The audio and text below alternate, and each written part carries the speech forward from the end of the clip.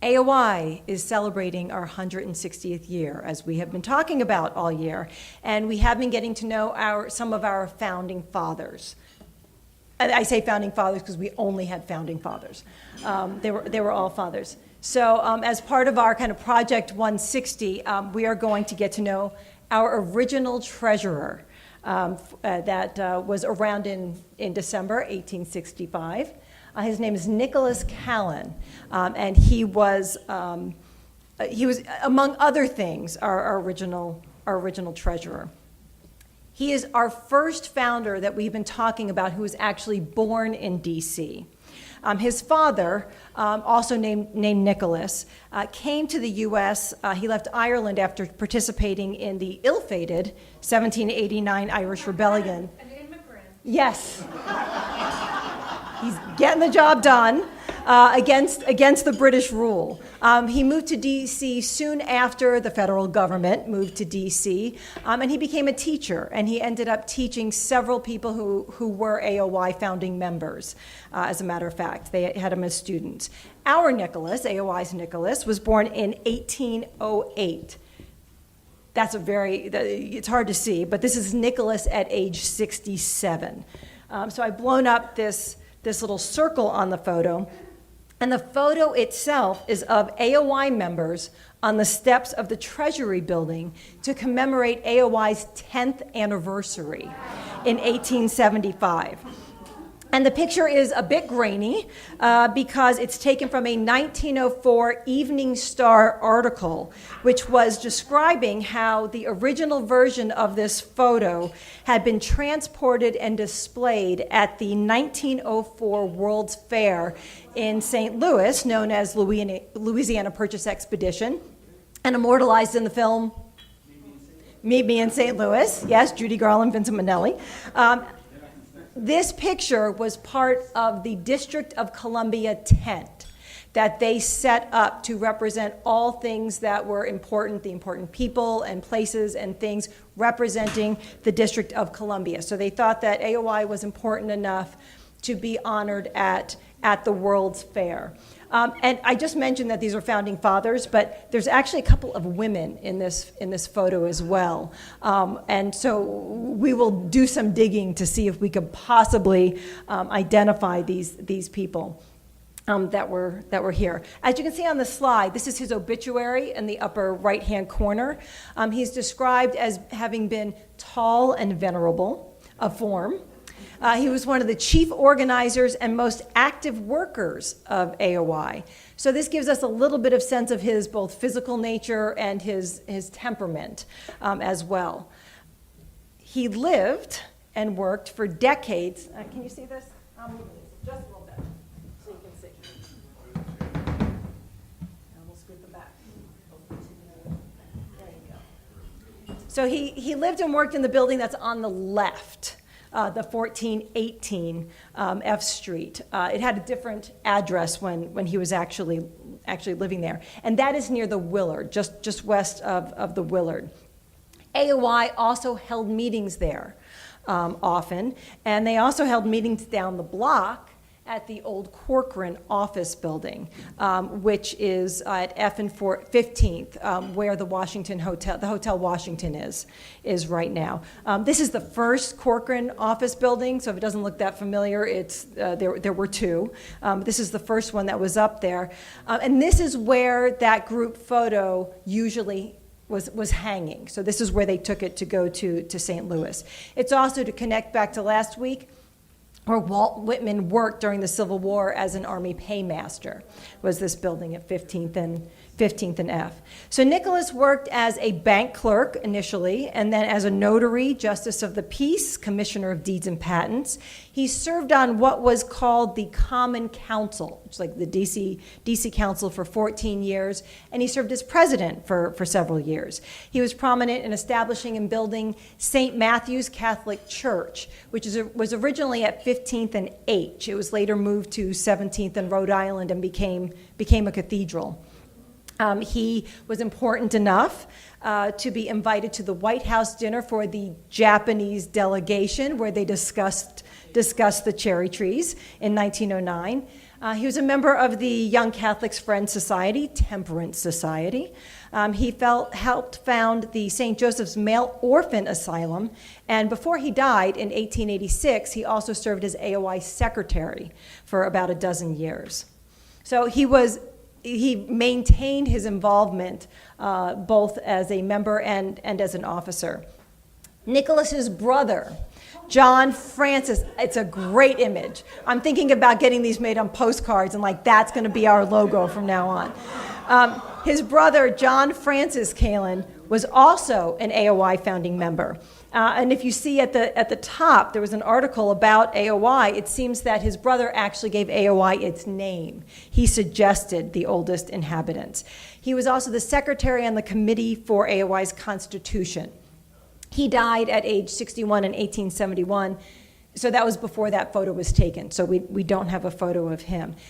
If you remember my discussion of William Bradley, about the former vice president, or the initial vice president, who also owned Annalaston Island, which is now Teddy Roosevelt Island in Georgetown, he had invited members to frolic on his island, and that ended up being the subject of a political cartoon, which this was drawn by George Yost Coffin, who used to freelance around town for different newspapers. So it seems that John Francis and Nicholas were participating in leapfrogging. And there's just so many possibilities to discuss about that. That I'm going to leave it there, but the visual is just, I think, fabulous. Enthusiastic session of the Oldest Inhabitants. So we're not going to be doing that anytime soon. So as this article actually shows, Nicholas died after increasing feebleness, which I think we can all relate to. And he was 10 years, he had served as the secretary of AOI. He's buried at Mount Olivet Cemetery in Northeast. He was outlived by his wife, Christina Van Ness Callan, so she was connected to the Van Nesses. And he was only survived by 2 of his 9 children. 4 died under the age of 5, and 1 died at 17. So yes, get your vaccines. So this is a picture of his son on the upper right. This is Cornelius, who was a doctor, and he's his son who survived him.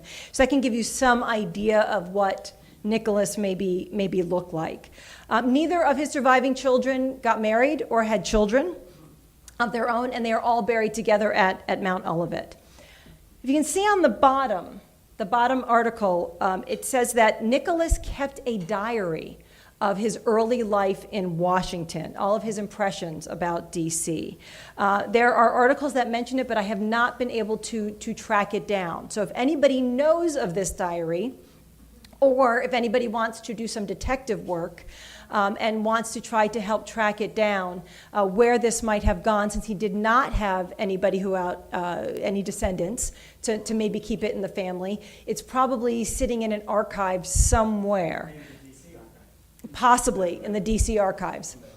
So if anybody wants a project to do it, let's talk. Let's talk about that.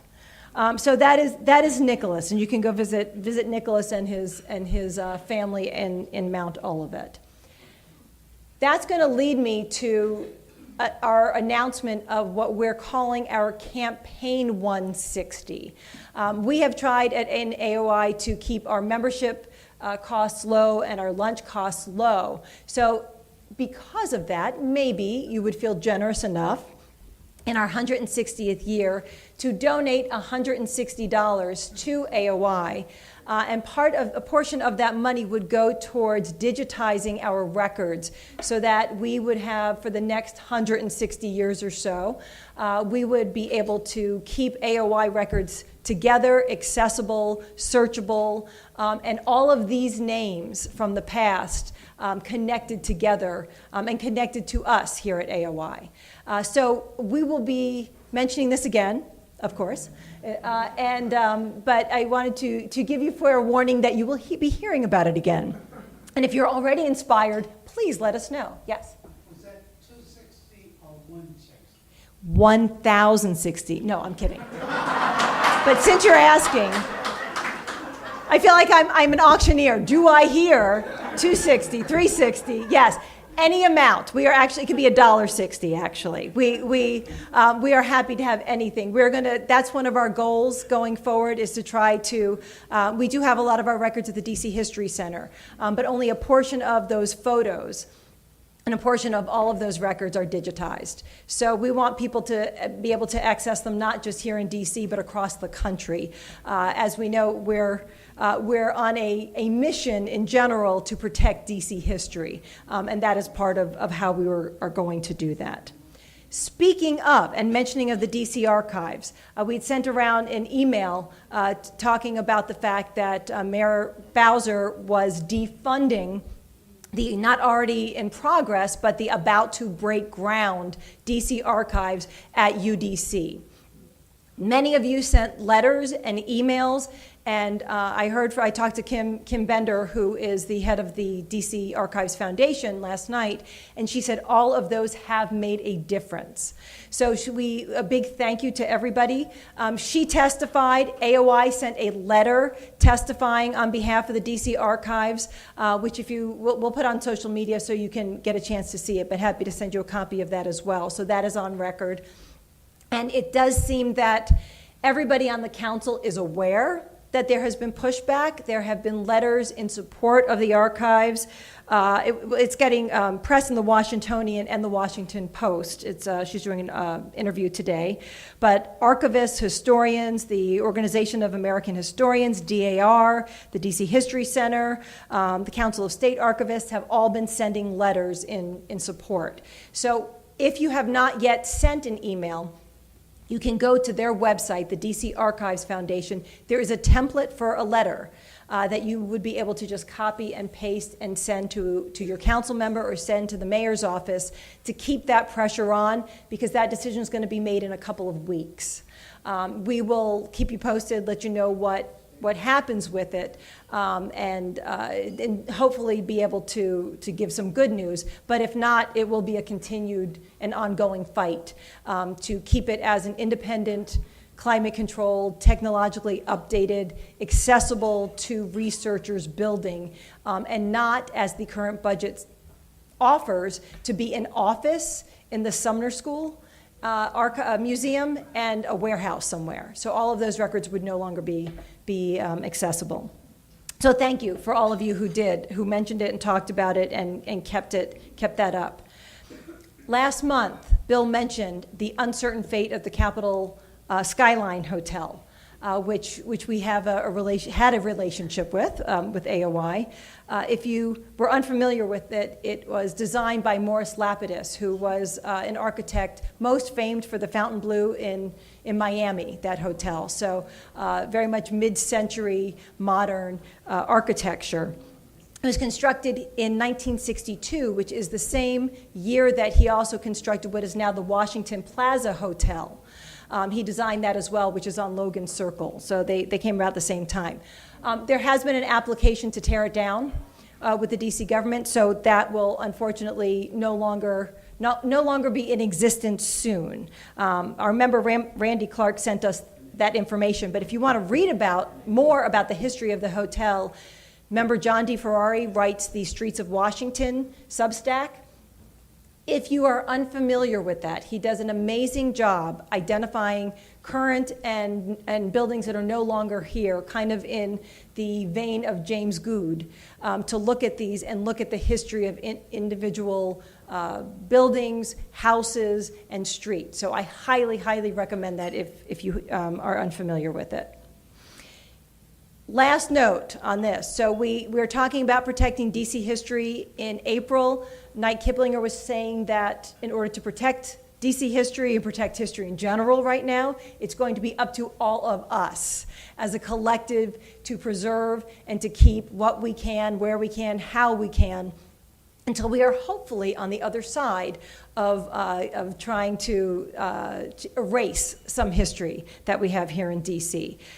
On that note, we are taking suggestions, if people have that, of ways that you think that AOI can better protect DC history, or if you know of other organizations or other ways that people are doing this that we can support. So if we can, like our kind of letter writing campaign for the DC Archives, if there's anything else that comes up, please let us know. And if you have any other ideas, please let us know.